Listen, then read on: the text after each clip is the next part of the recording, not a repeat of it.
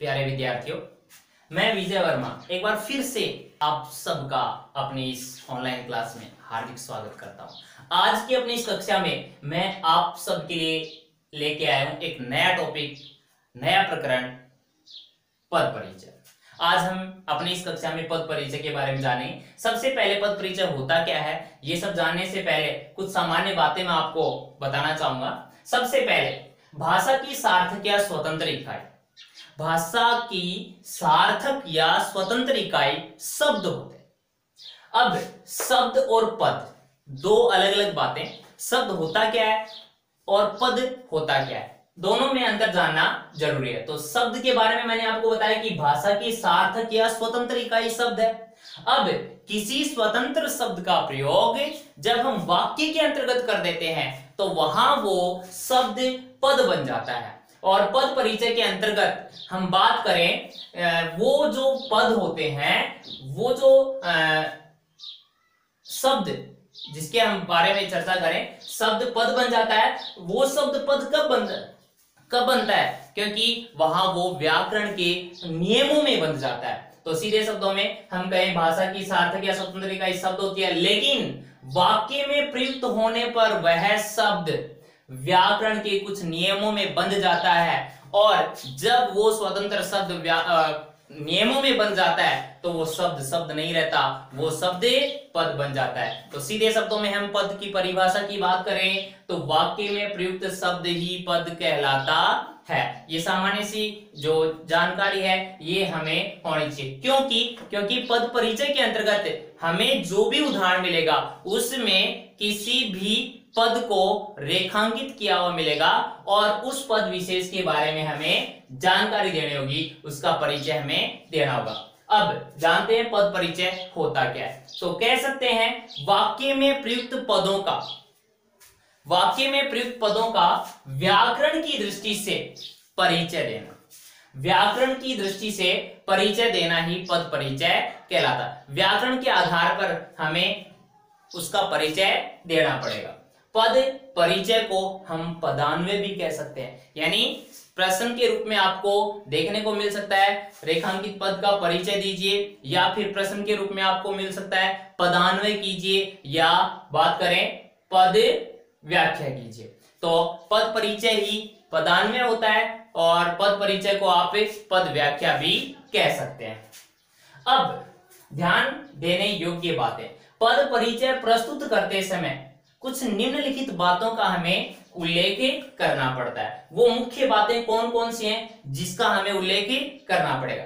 बात करते हैं मुख्य बिंदुओं में। पहला बिंदु, वाक्य में प्रयुक्त शब्द का प्रयोग के अनुसार स्थान। वाक्य में प्रयुक्त शब्द का प्रयोग के अनुसार स्थान। तो बात करें हम प्रयोग के अनुसार स्थान शब्द का, तो हम बात करें प्रयोग या रूप परिवर्तन के आधार पर शब्द भेद की।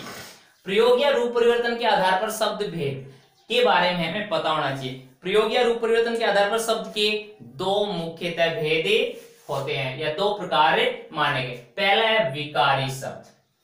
एक बार इनके बारे में हम बाद में जानेंगे, पहले इन सब की जानकारी हमें होनी चाहिए। तो प्रयोग या रूप परिवर्तन के आधार पर शब्द के दो भेद, एक होता है विकारी शब्द और एक होता है अविकारी शब्द। विकारी और अविकारी में अंतर क्या है जानिए। विकारी शब्द होता क्या है, सीधे शब्दों में हम कह सकते हैं विकारी जो है वो विकार प्लस ई प्रत्यय के योग से बनता है। विकार के साथ ई प्रत्यय का योग करने से बनता है विकारी। शाब्दिक अर्थ की बात करें तो विकार का शाब्दिक अर्थ यहां होता है परिवर्तन। कह सकते हैं कि वे शब्द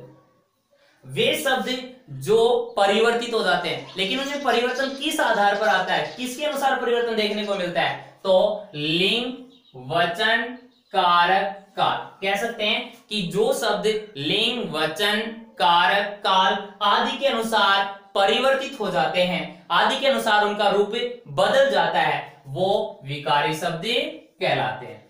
अब विकारी शब्द के कितने रूप होते हैं? विकारी शब्द के चार रूप आपको देखने को मिल रहे होंगे।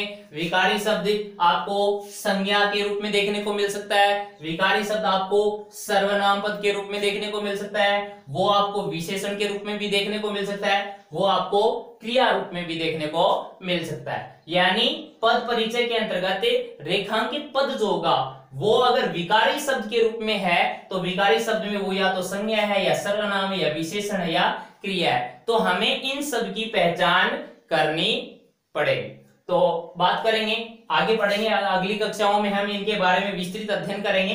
अब जानते हैं प्रयोग या रूप परिवर्तन के आधार पर शब्द का दूसरा भेद। पहला विकारी शब्द, जैसा कि आप जान गए विकारी शब्द, विकार यानी परिवर्तन, जो परिवर्तित हो जाते हैं वो विकारी कहलाते हैं, और अविकारी उसका उल्टा हो गया, कह सकते हो अविकारी, यानी वे शब्द जो परिवर्तित नहीं होते, वो अपना रूप नहीं बदलते, किसके अनुसार, लिंग वचन कारक काल, वही बात है, वे शब्द जो लिंग वचन कारक काल आदि के अनुसार परिवर्तित नहीं होते, या कह सकते हैं वो अपना रूप नहीं बदलते, वो अविकारी शब्द कहलाते। एक विशेष बात, अविकारी शब्द को हम अव्यय भी कह सकते हैं, अविकारी शब्द को हम अव्यय भी कह सकते हैं। अव्यय अविकारी का ही एक दूसरा नाम है। अव्यय, जैसा कि आप इस शब्द के अर्थ को जाने तो आपको पता चलेगा, अ उपसर्ग बिना या रहित के अर्थ में, और वे यानी खर्च होना। सीधे शब्दों में कह सकते हैं कि जो खर्च नहीं होते, अर्थात हम कह रहे हैं कि जो परिवर्तित नहीं होते या जिनमें परिवर्तन नहीं आता। अविकारी शब्दों की बात करें तो मैंने आपको बताया कि अविकारी शब्द को आप अव्यय भी कह सकते हैं। अव्यय जो खर्च नहीं होते, अव्यय के योग से बना है, जैसा कि मैंने आपको बताया। अब आप देखिए अविकारी या अव्यय शब्द के कितने रूप होते हैं। अब मुख्यतः अपन अविकारी शब्दों की बात करें तो ये 5 रूप या 5 प्रकार आपको देखने को मिल रहे हैं, जिसमें पहला है क्रिया विशेषण अव्यय, दूसरा है संबंध बोधक अव्यय, तीसरा है समुच्चय बोधक अव्यय, चौथा विस्मयादि बोधक अव्यय, और पांचवा आपको निपात के रूप में देखने को मिलेगा। तो हमें विकारी शब्द या अविकारी शब्द के रूप में कोई भी पद आप हमें देखने को मिलेगा, उस पद का हमें क्या करना पड़ेगा, परिचय देना पड़ेगा। और परिचय की बात करें तो वापस आइए, पद परिचय प्रस्तुत करते समय निम्नलिखित बातों का उल्लेख किया जाता है। इन बिंदुओं का हम उल्लेख करेंगे, हमें पता होना चाहिए कि किन किन बिंदुओं का हमें उल्लेख करना पड़ेगा। सबसे पहले मैंने जैसा कि आपको बताया, वाक्य में प्रयुक्त शब्द का प्रयोग के अनुसार स्थान क्या है। अब प्रयोग के अनुसार शब्द की बात करें तो प्रयोग या रूप परिवर्तन के आधार पर शब्द के 2 भेद हमें देखने को मिलेगा कि वो विकारी शब्द है या अविकारी शब्द है। सबसे पहले उदाहरण से समझिए, मैंने लिखा राम खाना खाता है, ये एक वाक्य है अपने पास। इस वाक्य के अंतर्गत किसी भी पद को रेखांकित किया जा सकता है, जैसे कि मैंने लिख दिया राम, रेखांकित कर दिया राम को। अब सबसे पहले तो हमें देखना पड़ेगा कि वाक्य में प्रयुक्त शब्द का प्रयोग के अनुसार स्थान क्या है। तो प्रयोग के अनुसार शब्द के हमने 2 भेद बनाए, विकारी शब्द और अविकारी शब्द। तो कैसे पता चलेगा हमें कि ये पद विकारी है या अविकारी है। तो सीधे शब्दों में एक सामान्य सी पहचान मैं आपको बताने जा रहा हूं।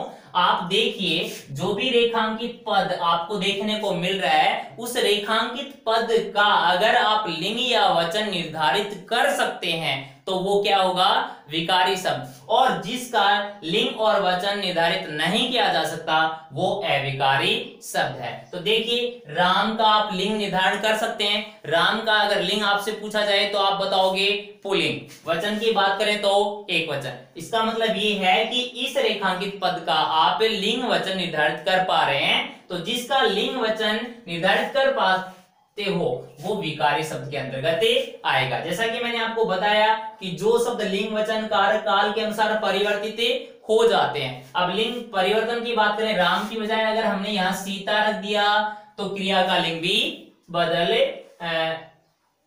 जाएगा। सीता खाना खाती है, तो इसका मतलब परिवर्तित हो गया। परिवर्तित हो गया तो वो क्या है, विकारी शब्द है। तो अब विकारी शब्द हमने देख लिया प्रयोग के अनुसार। अब विकारी शब्द प्रयोग के अनुसार हो गया। अब उसके बाद उसका लिंग निर्धारण करना पड़ेगा, उसका वचन निर्धारण करना पड़ेगा, अन्य पदों के साथ उसका संबंध क्या है, ये सब बातें हमें इसके अंतर्गत उल्लेखित करनी पड़ेगी। तो पहला जो बिंदु है वाक्य में प्रयुक्त शब्द का प्रयोग के अनुसार स्थान की वो विकारी शब्द है या अविकारी शब्द है, इसका निर्धारण करना पड़ेगा। और इसको निर्धारित करने के लिए मैंने आपको सामान्य सी पहचान बताई कि वो रेखांकित पद अगर विकारी शब्द है तो उसका लिंग और वचन आप निर्धारित कर पाएंगे, और अविकारी शब्द है उसका लिंग और वचन निर्धारित नहीं किया जा सकता। देखिए दूसरा बिंदु, यदि शब्द विकारी है तो उसका लिंग वचन कारक आदि का उल्लेख करना पड़ेगा। मैंने आपको बताया कि रेखांकित पद अगर विकारी शब्द के रूप में है तो उसका आपको लिंग बताना पड़ेगा, उसका वचन आपको बताना पड़ेगा, और उसमें कारक का उल्लेख आपको करना पड़ेगा। बात करें राम का लिंग अगर आपसे पूछा जाए तो क्या है, पुल्लिंग। वचन की बात करें तो एक वचन, और कारक की बात करें तो कर्ता कारक। ये सब बातें हमें पद परिचय के अंतर्गत उल्लेखित करनी पड़ेंगी। दूसरी अगला पॉइंट, अगला बिंदु, वाक्य में प्रयुक्त अन्य शब्दों से संबंध। पद परिचय के अंतर्गत अगले बिंदु का उल्लेख करना पड़ेगा।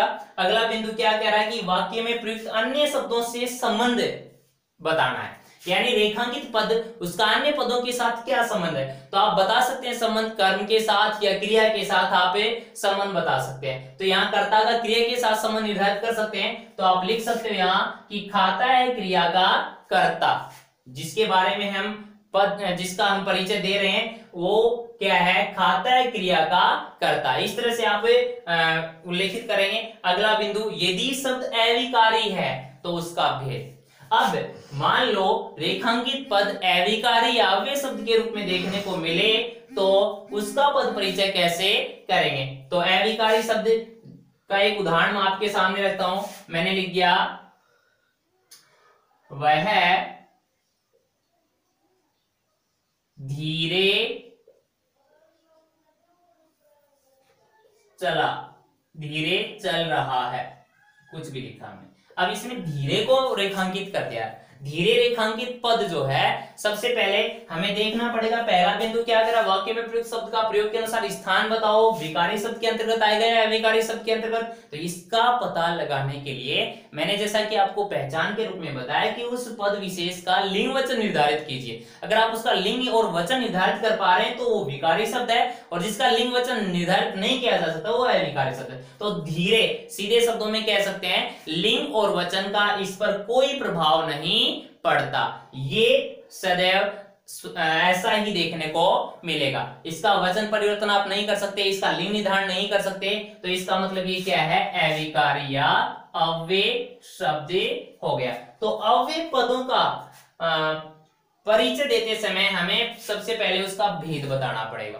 तो कौन सा अव्यय है या कौन सा अविकारी शब्द है। तो अविकारी शब्द के 5 रूप आप देख पा रहे हो। क्रिया विशेषण के अंतर्गत शामिल करेंगे इसको, या समुच्चय बोधक अव्यय के अंतर्गत शामिल करेंगे, या समुच्चय संबंध बोधक है, या विस्मयादि बोधक है, या निपात है। तो ये सब बातें हम इनके बारे में सविस्तार से जानेंगे, तब हमें आसानी से हम इनको आसानी से पहचान पाएंगे कि वो क्रिया विशेषण अव्यय है, कि संबंध बोधक है, कि समुच्चय सूचक है, कि विस्मयादि बोधक या निपात है। तो ये सब बातें हमें भेद के रूप में उल्लेखित करनी पड़ेगी। अगला बिंदु क्या है, अव्यय पद किस अर्थ में प्रयुक्त हुआ। अब अव्यय पद का प्रयोग हुआ है तो अव्यय पद किस अर्थ में। अब बात करें यहाँ धीरे की। धीरे क्या है, चल रहा है, क्रिया, ये क्या है, क्रिया। अब यहाँ ये धीरे जो है इसका लिंग निर्धारण नहीं किया जा सकता, इसका वचन निर्धारित नहीं किया जा सकता। इसका मतलब ये कि ये अविकारी शब्द है। अविकारी शब्द है तो अविकारी शब्द में कौन सा, तो बात करें यहाँ ये क्रिया पद है, और यहाँ ये जो पद रेखांकित पद है ये क्रिया की क्या बता रहा है, विशेषता को इंगित कर रहा है। अब विशेषता को इंगित करे तो क्रिया की विशेषता को इंगित करने वाले क्या कहलाते हैं, क्रिया विशेषण कहलाते हैं। वो क्या होते हैं, क्रिया विशेषण होते हैं। तो क्रिया विशेषण अव्यय, ये भेद हो गया। अब किस अर्थ में प्रयुक्त हुआ है, यानी क्रिया विशेषण का प्रयोग होता है किस रूप में, किस अर्थ में, तो सीधे शब्दों में हम कह सकते हैं कि क्रिया विशेषण का प्रयोग क्रिया की विशेषता बताने के लिए होता है। तो दूसरा जो मुख्य बिंदु हम इसके अंतर्गत उल्लेखित करेंगे वो इस बिंदु को आधार मान करके कि क्रिया विशेषण क्रिया की विशेषता को इंगित करता है या क्रिया की विशेषता को प्रकट करता है, सूचित करता है या दर्शाता है। तो इस तरह से हमें ये कुछ सामान्य बातें पता होनी चाहिए, तभी हम पद परिचय के अंतर्गत जो भी प्रश्न हमारे सामने आएगा उस प्रश्न का उत्तर हम दे पाएंगे। तो ये कुछ सामान्य जानकारियां आज मैंने अपनी इस कक्षा में आप लोगों को दी। तो ये सब बातें आप लोगों को समझ आई होंगी। और एक विशेष बात और बताना चाहूंगा कि पद परिचय के अंतर्गत आपको या तो विकारी शब्द देखने को मिलेगा या अविकारी शब्द देखने को मिलेगा। अब विकारी और अविकारी पद के रूप में कोई भी आपको उदाहरण के रूप में आपको रेखांकित पद मिल रहा है, तो उस पद विशेष की जो जानकारी आप देंगे या उस पद विशेष का जो परिचय आप देंगे वो परिचय इन बिंदुओं को आधार मान करके आप देंगे। और आगे की कक्षा में हम विकारी शब्द और अविकारी शब्द इनके बारे में विस्तार से अध्ययन करेंगे। उसके बाद हम उनका पद परिचय करेंगे। तो ये अगली क्लास में मैं उम्मीद करता हूं कि ये कुछ सामान्य जानकारियां मेरे द्वारा जो दी गई वो आप लोगों को कुछ मतलब समझ आई होंगी। बाकी सब हम अगली कक्षा में सविस्तार से अध्ययन करेंगे। धन्यवाद।